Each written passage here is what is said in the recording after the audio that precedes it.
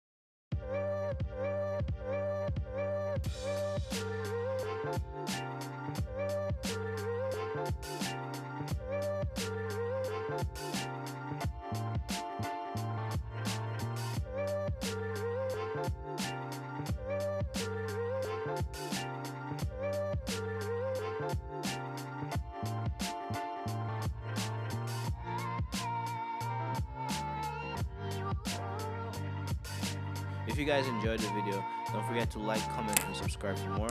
Also, don't forget to tap the bell icon to be notified for when I upload another video. Thank you guys for watching the video. I'll catch you guys in the next video. Peace.